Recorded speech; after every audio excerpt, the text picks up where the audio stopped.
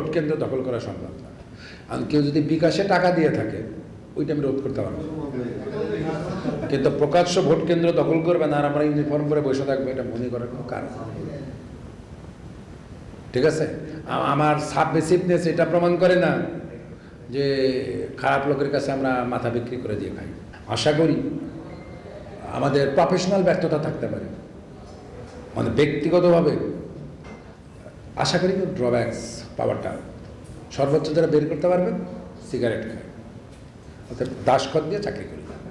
আর যদি খারাপ লোক থাকে তাদের বলেন যে ডিএজি সাহেবটা বলছেন সেন্টার দখল কইরা ভোট কেন্দ্র দখল করে সিল মারবেন, ওই দিন ভুলে যায়। আর এখন পর্যন্ত নড়াইলে আশঙ্কাজনকভাবে নির্বাচন পূর্ব একদম পুলিশ অফিসার হিসেবে, নাগরিক হিসেবে এই নির্বাচনের আগে খুব বড় সড়ো কিছু নয়। নড়াইল নিয়ে যে কোনো কারণে আমরা আতঙ্কিত থাকি, বিশেষ করে আমাদের হিন্দু ভাই বোনদের জন্য। এখানে একটা বড় অংশ হিন্দু ভাই বোনেরা। Vision QLED Google TV, where colors come alive. আর কেন জানি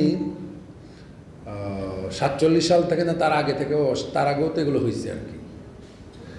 ধরেন যে প্রতিটা নির্বাচনের পরে আর কি এই আমাদের হিন্দু ভাই বোন বা আমাদের যে মাইনরিটি শ্রেণী অথবা অন্য ধর্মের যারা লোকজন তাদের উপরে তাদের বাড়িঘরে আক্রমণ করার একটা ট্রেন্ড তৈরি হয়েছিল।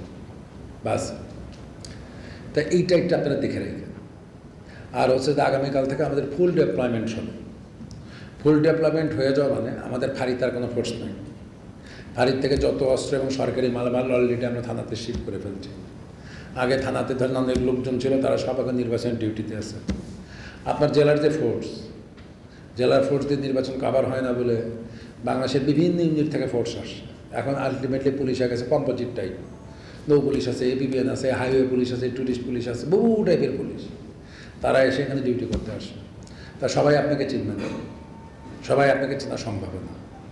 তা আপনি যেহেতু পেশাগতভাবে ভোট সেন্টারে ডিউটি পালন করবেন, যেহেতু সব মানুষ নড়াইলেন না, আমার যদি কোনো সহকর্মীর স্বার্থে আপনাকে না চেনার কারণে কোনো আচরণে কষ্ট পেয়ে থাকেন, তা কি বলবো আর কি, আমার দিকে তাকায়, আমার সহকর্মীর দিকে তাকায় আমরা কি ইন অ্যাডভান্স যে দুঃখ প্রকাশ করে ওটা আগে আমরা করে দিলাম।